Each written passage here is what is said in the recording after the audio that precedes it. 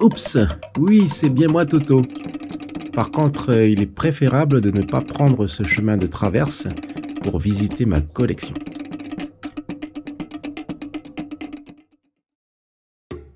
Yaorana et Maeva dans cette nouvelle vidéo numéro 66 de What's New Today. Comment allez-vous les amis? Aujourd'hui, mercredi 22 juillet 2020, je me trouve à la baie de la Moselle, pas loin du marché municipal, car j'ai un rendez-vous pour acheter un manga d'occasion, et fort intéressant puisque c'est celui de Ufo-Robot Goldorak, volume 1 paru aux éditions Dynamic Vision. Effectivement, c'est en regardant les petites annonces que je tombe sur une vente de manga dans Goldorak au prix de 200 francs. Et la transaction se fait rapidement. Il est temps à présent de rentrer à la maison.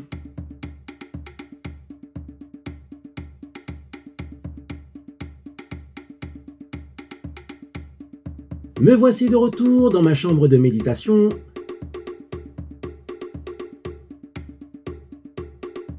Et j'immortalise enfin ce nouvel arrivage. Il s'agit donc de l'édition française volume 1 sur 4 de Ufo-Robot Goldorak de Go Nagai, paru aux éditions Dynamic Vision en 1998. Et en première de couverture, il y a Actarus sur son siège de pilotage et Goldorak en second plan. Au dos, il y a tout simplement le titre du manga, le nom de l'auteur et le numéro de classement. En quatrième de couverture, un très beau plan de découpe de Goldorak, comme dans le générique de fin. Un scénario de Go Nagai et des dessins de Gazaku Ota. C'est en 1975 que Ufo-Robot Grandizer, mieux connu en France sous le nom de Goldorak, voit le jour.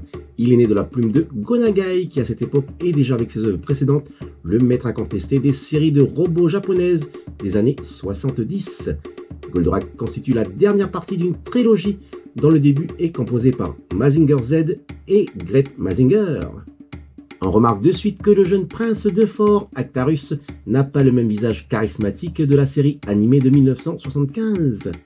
A noter que cette édition française est parue en octobre 1998 et la série animée en octobre 1975. 23 années les séparent. Et aujourd'hui, cette édition française du manga que je viens d'acheter a tout simplement, tenez-vous bien, 22 ans. C'est fou! Tout en bas, c'est bien le professeur Procyon qui ne ressemble pas à celui de la série animée. Dans le manga, il est âgé, barbu et rondouillé, alors que dans la série animée, c'est un professeur posé et moustachu. Justement, pour celles et ceux qui ne connaissent pas le nom original du prince de Fort, eh bien, il s'appelle en vérité Duke Fleed, dont voici une superbe figurine 334, 9 cm.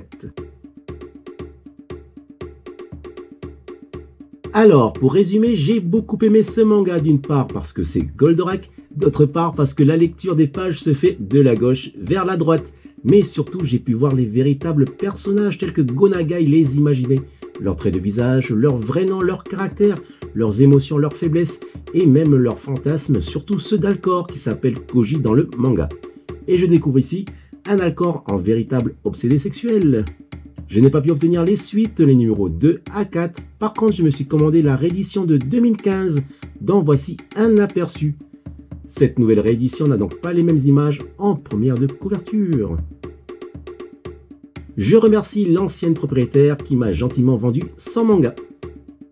Se termine cette vidéo de What's New Today. Maruru de l'avoir visionné jusqu'au bout. Maruru également si vous aimez cette vidéo et si vous vous abonnez à ma chaîne. Prenez soin de vous et je vous dis à bientôt.